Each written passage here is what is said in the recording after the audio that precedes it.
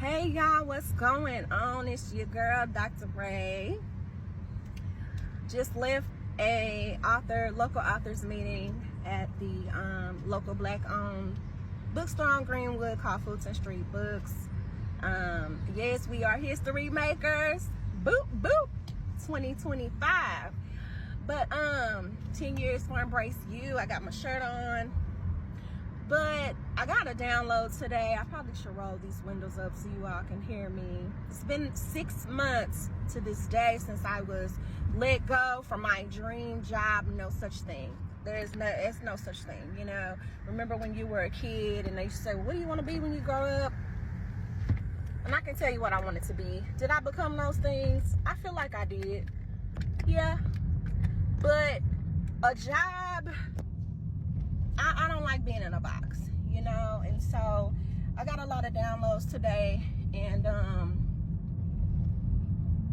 my birthday's coming up, so you know it's a time for reflection just about life. And you know how we say life be lifing, but it's all about our perception of life lifing.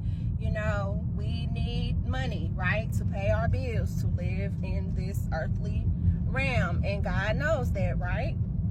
But we also have to have faith that, you know, the doors that don't open, they're not meant to open, right? Or it could be a timing thing. But that's the download that I got today. Basically, what God is telling me is don't spend the next decade of your life knocking on the wrong doors. You know, in the word it says, you know, knocking the door will open. You know, asking you will be given. That's Matthew 7:7, right? And so we have to have faith, but we also have to be in alignment with God's will for our life. And so I feel like I've spent a majority of, you know, my life after college, after graduate school, you know, knocking on the wrong doors. And so what I heard God telling me today is that, you know, when it's the right door, it's gonna open. When it's the wrong door, it's not gonna open for you. And so that can be in regards to a relationship, that can be in regards to your dream job, that can be in regards to, you know, whatever amount of money you're trying to make. And so this is a twofold message. I'll probably break this up into two. Is that, you know, this is for me and for whoever else is listening, getting back to living a purpose-filled and purpose-driven life. And so the thing about purpose is that, you know, you may feel like you don't know your purpose. You may feel like you don't have a purpose, but you have a purpose. You know, you're here for a reason, and God keeps waking you up every day. Somebody keeps waking you up every day, so you're here for a reason. But when it comes to purpose, you can miss the mark if you're knocking on the wrong doors, right? And so purpose is something that it's not always about the money. It's something that's going to give you joy. It's going to be, you're going to be coming from a place and a heart of service. We would love for to profit off of our purpose. But, you know, because God knows, you know, we're kingdom people, we're kingdom builders. And so as we continue to focus on purpose, living purposefully, the money's going to come, you know. And so I'm sure you all have heard me speak about this before, but right now I'm just reiterating these things to myself as I'm preparing to walk into this new season of my life. You know, no matter what it looks like, you know, we're always judging ourselves and, you know, what is the world going to think? And, you know, what are my friends going to think? And what are my colleagues going to think? And, you know, I have all this education and I got a little bit of work experience and I'm not where I want to be. I'm not making the kind of money that I think I'm supposed to make or think that I deserve. But what if all this time you've been knocking on the wrong doors? What if you're not with the right man, you're not with the right woman, you in the wrong relationship? And maybe that was only a relationship that you were meant to have for a season. Maybe that was the person that was meant to be your baby daddy, your baby mama. You know what I'm trying to say.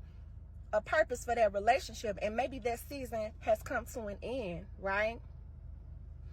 So it's a purpose for everything. All things are working together for my good, for your good. What else, y'all? I mean, I'm just like, okay, 6 months to this date. That is key for me. That was spring. That was March when that happened to me.